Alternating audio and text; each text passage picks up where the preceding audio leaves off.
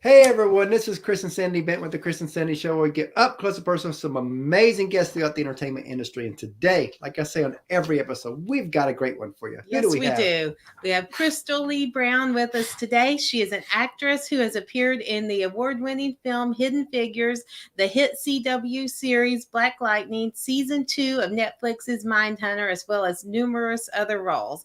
You can catch her next on Starz crime drama Hightown. And we're excited to have her on the Yes. show. So welcome. Welcome. Thank you. Thank you so much for having me, Chris and Sandy. It's our pleasure. Yes. I always like to start the show out kind of the same way. The last 18 months has been tough for a lot of people, especially entertainment. Entertainment's gotten hit hard. So how did COVID affect you? And what have you done to kind of maneuver to get through this craziness? Well, you know what? I have been fortunate through COVID. I worked the whole time we were in the pandemic. I actually was in the middle of production on a show when we shut down. So we did take the hiatus, and then we went back into production late October. I shot a national commercial with my daughter in the summer of COVID, that had to be fun. 2020. And then I went into production for Hightown in the beginning of this year. So I know that hasn't been everyone's story. So however, I still felt the effects of that. Like I said, I was on a show that shut down. We had to come back to work under the new protocols and safety regulations. So that was tough because you couldn't interact with, cast and crew the way, we're normally being able to do that on set. So, grateful for everyone that just stood up, took the initiative, that, we were able to produce shows and do it safely. And of course, being what you do, you had, after a month, you had no idea what if entertainment would ever come back. For sure. So I was like everyone else. I was like, well, let me watch some television. I'm going to binge watch on all the shows and, try to work out at home. So that part was tough. I think it was even kill for a lot of us, like in the beginning. And then it's like, okay, this is going on like 2-3 months now. What's happening? So, I definitely started to feel the effects just like the whole world did. That's like us. We launched this show January of 2020. So a couple months before COVID. The pandemic and started, we were original plan was kind of do 100 interviews first year. We thought if we could do that, that'd be a great foundation for a first year show. Yes. And then COVID happens, and I'm sitting there watching everything get shut down. I'm like, I told Sandy, I was like, we can't change COVID, but man, this might be our silver lining. Yeah. Now, because now everybody has time for our show, for a new show to get going. And so we reached out to everybody last year. And because of that, we did over 300 interviews last year, and we're over 460 now. That's amazing. Congratulations. So it's been great for us. I mean, again, like you said, it's not everybody's story. We've struggled with it too. I mean, the good thing is some of the side jobs we do to stay afloat, we still were able to do because we were considered frontline people. Yes, essential workers, food delivery and things like that. So we still stayed afloat, but not everybody did, and we get that. Yes. Well, thank you for being an essential worker during those times, because I think your work didn't go unnoticed, but it's been celebrated. So thank you for that. So, a lot of people would ask, when did you know you wanted to act? I like to go deeper than that. When did it actually click for you that this could be a career move? Well, my mother introduced me to movies, television and film super early. I remember we used to gather around the television on Sundays and watch the Sunday matinee movies. So I was introduced to It's a Mad, Mad, Mad, Mad World at the age of 5. Imitation of Life. The first time I saw Denzel Washington was in a 1984 movie called The George McKinnon Story. Oh, wow. Saw Meryl Streep was 1984 in Silkwood. So watching those movies, I was enamored by the artistic expression of all the actors and the storytelling, essentially. And I said, I want to do that. Like, you know, I still was trying to figure out how they got into the square. Yes, But yes. after that, I was like, oh, so that's a thing. This is a job. I can use my imagination and create stories and become a different person. That seems pretty cool. And then from there, my mom would seek out, you know, community productions and small town theaters. I'm from Philadelphia, Pennsylvania, so I had a lot of theater companies in the city. Okay. So I would just I enrolled in classes. Wow. So what would you say has been your hardest role to play? The hardest, I would say my role as Sabonia in The Good Lord Bird. Oh, wow. You know, with Ethan Hawke. So Ethan Hawke plays abolitionist John Brown. The subject matter is very sensitive. It deals with enslavement, and I play an enslaved leader. Wow. So diving into that character, diving into that story, into my history, into my ancestors' history, cultural. That was tough. It was engaging. I enjoyed it very much. But just having to tell a real story, you know, it moves you differently. So through that story, what did you learn most about you? Interesting. And I'm powerful as all get out. Yes. And that wasn't a question that was on my sheet. That was just something that came to mind as you're talking. I was like, you know what? For sure. There's a story there behind the story. For sure. And I think every role does that. Every role, every character should teach you about yourself as an artist. You know, you should learn something from that character. You always want to walk away with something. So every role that I play, each character has a special place in my heart, and they've all taught me something about either myself or about the work, about the process. So I'm grateful for that. So what's been your most fun role? Fun? I'm having fun with Janelle. I'm having fun with her. Tell us a little bit about your character there. Please tell us more about her. I'm having fun with her because she's me. Like, I'm like, oh, Crystal, this is me. I'm tough. I'm no nonsense, right? I don't take any stuff from nobody. And all the other roles are more so period pieces. So like Hidden Figures played a real woman. That was, you know, a period piece. Judas and the Black Messiah. All these things are period roles, which I love. I love that genre. But Janelle I can just step into her. Wow. And, you know, there's still work to be done for sure to diving into the character. But she's fun to play. She's fun. Awesome. So how was your role in Hidden Figures? Because we love that movie. Oh, yes. Yeah, you know, Hidden Figures, that was great. I worked on that show in that movie for a few months, working with Taraji Henson and Octavia Spencer and Janelle Monáe, Kevin Costner. I mean, it was simply amazing. And to tell, again, a real story, to portray characters, authentic characters that led a movement, culture, right? That defined your role as a woman, as a Black woman during that time, that we were capable, right? That we were smart, right? And that we were more than enough to handle the job of being the human computers for NASA. So that's amazing. And it was great that the guy took up for y'all so much that he believed in, because again, you know, he could have been like a lot of people in those days and just says, you know what, I don't care. Yeah. But you know, he cared. Yes. Enough, and it changed everything. For sure. And we believe we can do it. Katherine Johnson, we can do it. Right. Absolutely. So with or without him, you were going to do it. Yeah. Those beliefs himself first, right? And she didn't need, you know, validation.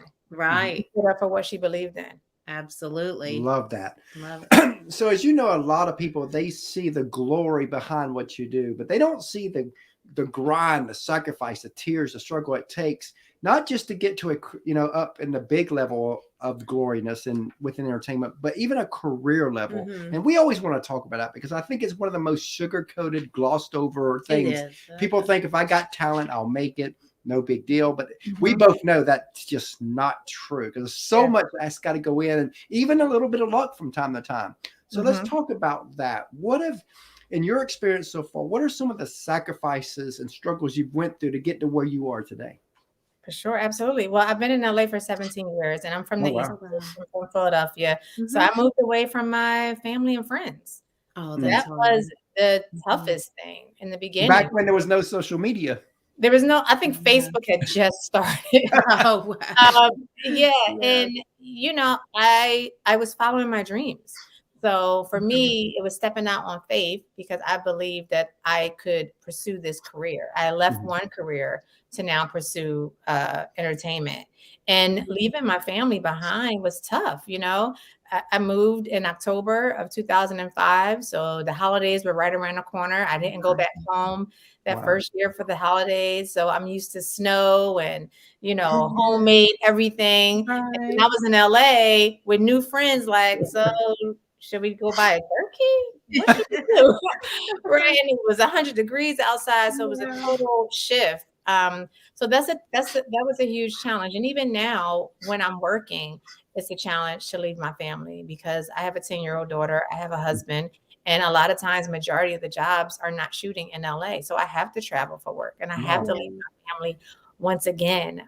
So that's tough. I think that's the biggest challenge for me. Ain't it crazy? You moved to LA for this career, but yet most of your jobs are not in LA. It takes me back. Yeah. For sure. And you know, good. It's expanding across, you know, the nation so that, you know, because I think it's important for Hollywood to film in other areas. It's just so important. For sure.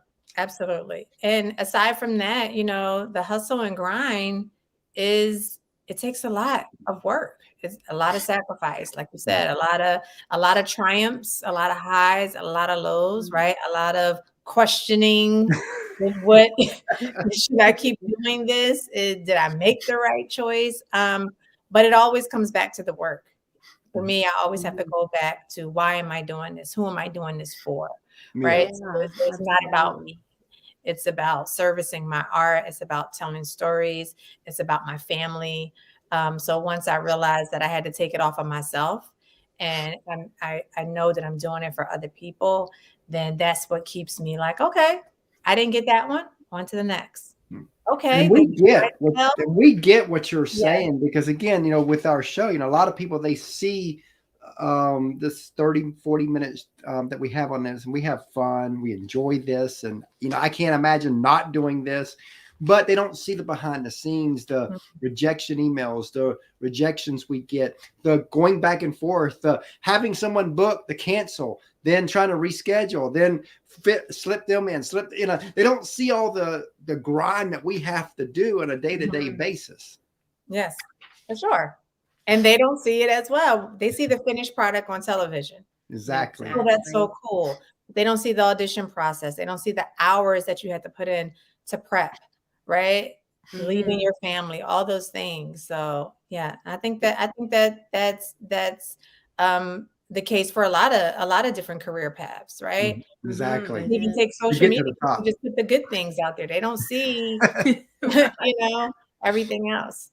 Yeah, because I think a lot of times people too, you know, like they look at what you do and like, oh well, that's, you know, they watch you on TV and they're like, well, that, you know, they got this great lifestyle, they got this made, and in fact, the better you are at your job, the more they should say, oh, that looks easy, because you're doing your job then.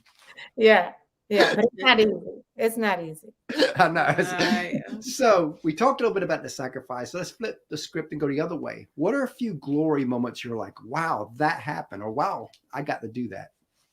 Well, you know, the biggest thus far has been my nomination for a Daytime Emmy for Outstanding Supporting Actress in a Daytime Digital Series for my role of Tamara and the hit series Giants. I mean, recognized by the Television Academy to be an Emmy-nominated actor.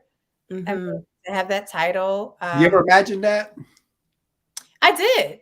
You know, I did. I was like, you know, if I'm going to be doing this work, it's not about awards at all.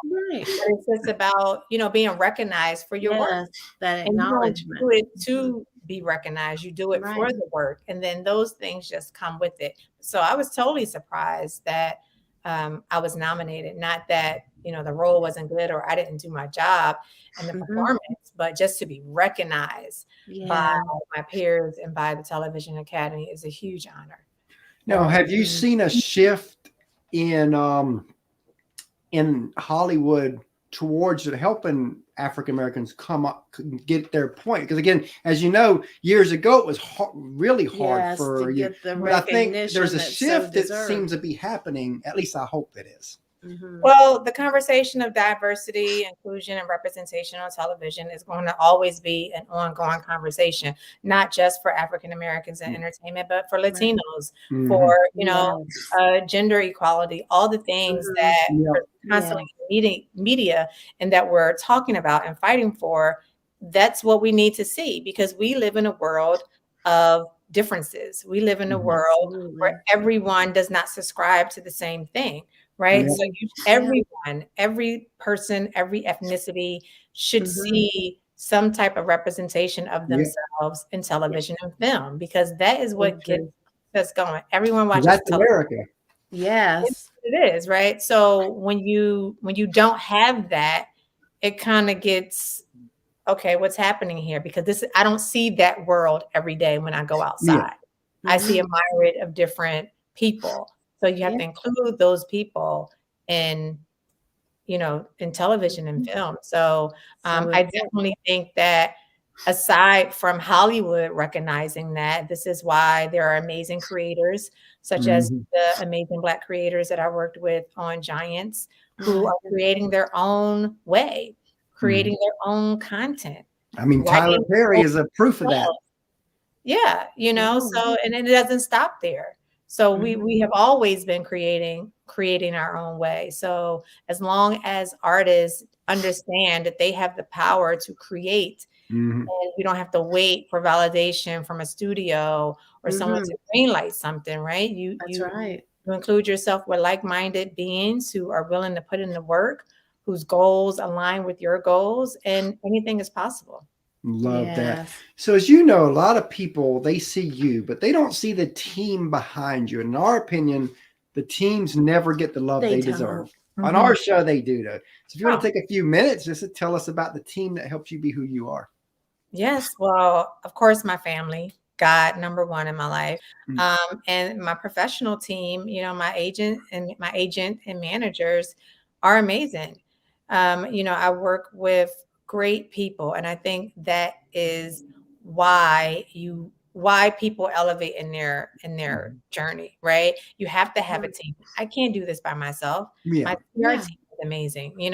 Everyone has something that they are applying to my career, right? Because they see the work.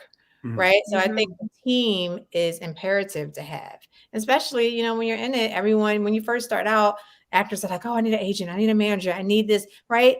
It's a necessity. We need, we need representation to fight for us. We need representation to get our foot in the door. So I think we should always celebrate them. I know I celebrate mine. I'm grateful for them. So tell us, speaking of teams and family, tell us a husband story where your husband went above, and there's probably 1,000 stories. I get that. But something that kind of stands out where he went above and beyond for your career. And you're like, wow, he really gets it. This is my passion. Well, for me, my husband moved out to California with me prior to us being married. So we did long distance. That's huge. 2 years. And, I said, well, I'm going to be in Hollywood and this is where I want to be. Right. So that was huge. That was really huge. And that's something that we've noticed with a lot of actresses that come on our show, especially the younger ones, where usually like parents are the catalyst for them, because again, that support means so much. Everything. Yes, it's everything to them. Yes. I mean, if not, what would you do? Who would you cry to? Who would you vent to? Right. You have to have that team of people behind you that gets it, that understand, that can talk you out of the cliff. Yeah, She's had to talk me off the cliff many times. Exactly. Oh, yes. Exactly. So that's important. That's important. And I have that also an amazing group of friends that I have. My amazing girlfriends from back home in Philadelphia. Oh, And my new friends. Well, they're not new anymore. 17 years of friendship here. But we're like family and we encourage each other, you know, we pray with each other, we push each other, right? We share our wins with each other. So again, having a supportive tribe around you that encourages you and supports you, it's imperative, especially in this industry. Love that. So speaking of family and teams, we have a third co-host, our little 9-year-old. Yes, we do. Bring on, and he asked a few questions, so Sandy's gonna go get him. I'll get him. Oh, okay. And we've got a 2.5-year-old daughter that when she gets older, she'll be plugged into our show too, because we are a family affair. So you're going to have to put more commas behind Sandy's name. It has to be it's gonna be the Chris and Sandy and yes. Yes, awesome. Love that. Because again, you know, in fact, he loves this so much that next summer we're planning on launching a little podcast for him. Oh, that's great. Hi, Crystal. So, what's your favorite food? Oh, my favorite food. He asked the good ones questions. I am a seafood lover, so that's all I eat. So I'm a pescatarian. So I love. Oh, you know what I make that's really good? I make a honey mustard brown sugar glazed salmon. Oh my goodness. I got the recipe from somebody, so I can't take credit for the recipe, but I have perfected the recipe. So that's my favorite food. And my favorite vegetables are Brussels sprouts or garlic butter broccoli. Ooh. Yeah. And what's yours? Mine is pizza. Pizza. Oh, my daughter's favorite is pizza as well. Now, he does love broccoli. He actually loves vegetables. Oh. I have to give a kudos to that. Don't a lot of kids who would eat their veggies. He's never been picky, which has been good. Oh, okay, awesome. Well, my daughter is a pizza lover, so not a lot. So, what's your favorite TV show? My favorite TV show right now is Hightown on Starz. But you know what? I watch a lot of television, you know, and it's part of my job to just keep up with what's happening, understanding storyline. I enjoy different genres, but I'm a fan of binge watching because I can't wait a whole week. So I'd rather wait for the whole wait till the season's over and watch it all. Just go. So yeah, so I have I have so many shows that I watch. Right now, I'm watching The Wonder Years on ABC. I'm watching Impeachment on FX with Sarah Paulson. What else am I watching right now? And I have some guilty pleasures reality shows, but I won't share those. What's yours? Mine is SpongeBob. Oh, SpongeBob. Wow. Okay. I remember SpongeBob. He's been around for a long time. And they still making new ones. Oh, wow. Yeah, that's the crazy part. It's going from generation to generation. Awesome. Just this morning, I introduced my 10-year-old to Popeye. Ooh.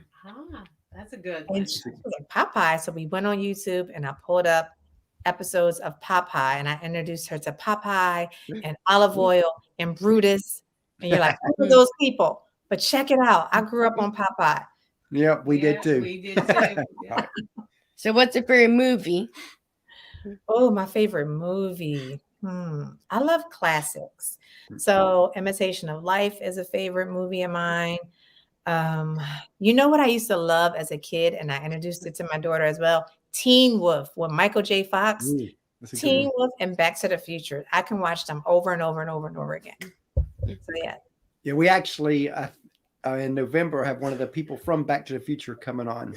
Oh wow, awesome. So that'll be pretty cool. Couldn't get Michael J. Fox though, but that would have been really cool. But who knows, one day down the road. Yes, for sure. Awesome. What's your favorite movie? Mine is The Minions. The Minions. Oh, I saw that. I think I took my daughter to see that one. That's good. Yeah, they have built such a strong brand, I tell you. Wow, that's great. That's great. Well, are you considering being an actor one day? Maybe no. Yeah, probably. Yeah, probably. Hey, Whatever he wants, we'll guide him. whatever you want. That's right. As he becomes a teenager and kind of feels his way out, we'll definitely, definitely put wherever his passion, because we're not going to be one of them parents. Oh, you got to be this doctor, you got to be this lawyer. I mean, look at what we do. I mean, we I want to find his passion and help him run with it. For sure. Well, that's awesome. Right. Bye. Thanks. Bye. So nice meeting you. He's still a little shy somewhat, but yet he's, the cool thing is this is opening him up a lot. But what's funny is sometimes his friends' parents will get him around them so that, because once he gets around kids, he's like fully open. He's very confident. I mean, he'll walk up to any kid and make a friend and say, "I'm Chris." Yes. Oh, well, that's great. That's great. So we did something right, I guess. He's a great kid. For sure. Great job. So if you could co-star with any actor or actress, who would it be, and what role would you want to play? Oh my God, it's so many. I mean, yes, the Denzels, the Violas, the Merrills of the world. Yes. Who am I loving? Oh, that's a hard question. I just want to work with great artists. I think, I don't want to be biased and just name all the greats, but there's some phenomenal actors who are up and coming. Whose names aren't in lights, who work consistently, right? And I watch so many of them on television, and it's the work for me. So just to work alongside great artists who are engaging, who give back to their fellow artists, that's all you can ask for when you're working on a project, is to work and collaborate with like-minded artists. Great answer there. Now, this one probably has 1,000 answers too, but what's a show or movie that you've seen that you wish you had a part in? Well, every audition that I didn't get. I'm like, oh, that's a great answer. Let's see. Oh, wow. These are like tough. There's so much good stuff out. The movie that I wish, Black Panther. I would have. That's a great one. Yeah. To be in Black Panther. I mean, anything Marvel. Right? Yes. Superhero, villain. I think I would that'd be fun. Villain. Yeah. So anything that's like superhero and it has a huge villain character they need to take down. So you ever get turned down from a role and then you've seen the movie or show and you're like, okay, I see why. Or you're like, okay, this makes sense now. For sure. Everything is not your role, and that's okay. Right. Yeah. But the people behind the scenes, the casting and producers and studios, they know what they want. And then when you see it, you're like, oh, I can see that. Right. A lot of times it's a gender change.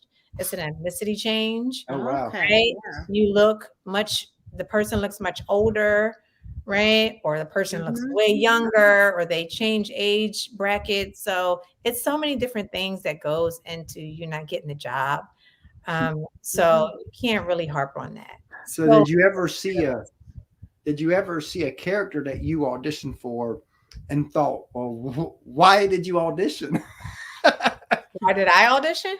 No, I'm saying have you ever seen a character in a movie or show where you question why were you even auditioning? Because clearly it wasn't going to. No, I think that happens when the person they cast is a star.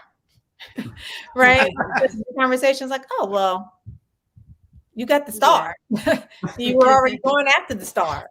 The star is going to get it if they accept over, a person who doesn't have name recognition. Right. So I think that happens. But that doesn't. You can't get discouraged by that. Yeah. No. Because there are a lot of times where a non-recognized name will get the job over someone who has a huge following or someone who has done a lot of movies, because it can't always be about followers or name recognition. It's about the work. It's who is the most truthful in this role. So that's the bottom line. Exactly. Yes. Definitely love that. Now, back in 2015, we interviewed Kelsey Ballerini before she was Kelsey, so to speak. And we asked her where she wanted to be in 5 years. And I always like to tell this story before I ask the guest that same question, because the answer she gave us is almost to the T of where she's at right now. And so knowing that, where do you see yourself in 5 years, 10 years? Well, in 5 years, I would definitely have my own show on a huge network and a series regular role. I also love behind the camera. I run a self-tape studio where I am often called an actor's director. So directing is one of my passions. So in 5 years, I am manifesting that I will be directing a episode of television, my own short film. I'm also writing. I have a degree in journalism, so I'm going to finally utilize that degree and put pen to paper and start writing again, back to creating my own work and writing a role myself, and then pitching it and having one of these huge studios buy it. Yeah. What are some sources of inspiration for you? My daughter is very inspiring. You know, she is my mini me. So I look at her, see myself, I see my 10-year-old self in her, and understanding that the world is my oyster, and whatever it is that I want, whatever my goals are, that they are attainable. There are no restrictions or limitations on what I can have, or what she can have. She's very vocal. Does she want to follow in your footsteps? She is an actor. Yes. She works cool. So she's an actor and she's ready for big time. So I said, okay, school comes first, and we'll sprinkle in the industry when the time allows. But my daughter is one of my biggest inspirations. My mom is very inspiring as well. My mom was a Philadelphia police officer for 33 years, a drill sergeant in the United States Army Reserve. She did 2 deployments. So growing up, I had a strong female role model in my life. I have a superhero. And my mother is that for me. So those 2 powerful women is for me. Love that. Love that answer. And what would you like for your legacy to be? What would you ultimately like to be known and remembered for? I want to be, first, aside from the business, just a kind, loving, attentive human being. I think we need more kindness in the world. So, and in my career, just being an artist that told stories truthfully, authentic storytelling, right? That draws in the audience, that changes someone's minds, that changes someone's heart posture. So that's the type of work that I want to be remembered for. And that's the type of work that I want to do. And that's the type of work that I seek out in my career, because I understand and I know that I have a trajectory of what I want my career to look like. So oftentimes that is saying no to things that's not in alignment with where I see myself or what I want for myself. In life, and also in this business, your no is more powerful than your yes. So I stand firm. Like they say, no is a sentence. It is full. It's louder. It's very loud. And I think, wherever you are in your journey, in whatever career path that is, you have to stand on your morals, your principles, your beliefs, and all those things, and trust that something greater is on the horizon for you. So that's what speaking of all that, that's like on my personal Facebook page, I've got friends of all walks of life, friends of all different races, religions. Basically, it's a really broad And that keeps me in check, because sometimes, your ideology can get a little ahead of you. And then all of a sudden you're reading other people's posts and you're like, okay, that makes sense. Where before, where without that other side, you're almost like, okay, then you're just in a tunnel of only you. So I try to keep a broad base of Facebook friends, so that it kind of keeps me in check. Yes, for sure. I mean, look where we are today in the world. You have to be open-minded and really hear everyone's perspective. And that's a lot of perspectives to hear. Not all perspectives is good energy, right? But you still have to be open to understanding the people around you, right? And not make it all about yourself and what it is that you want. You have to be understanding. We have to compromise. We have to live. We're not living in this world by ourselves, right?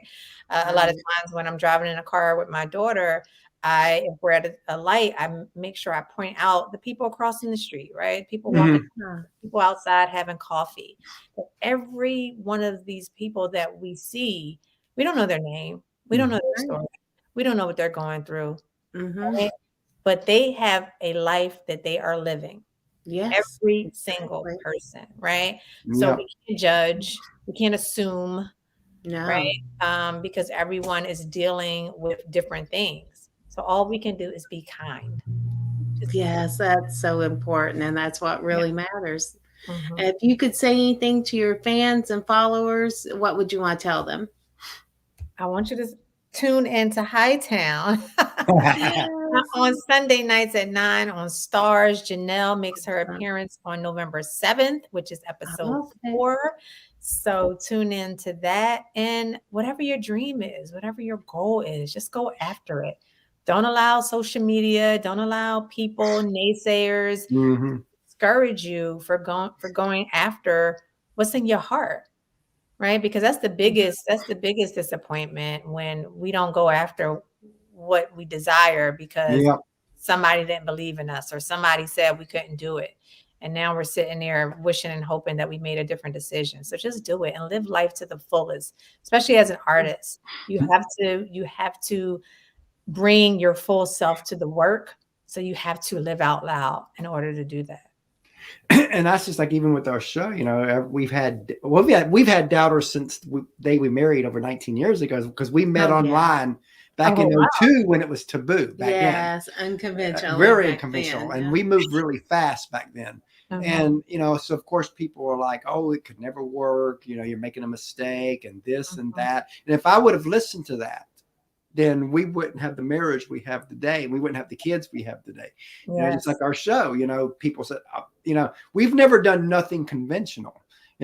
I just, you can, I will listen, but that doesn't mean I will take your advice.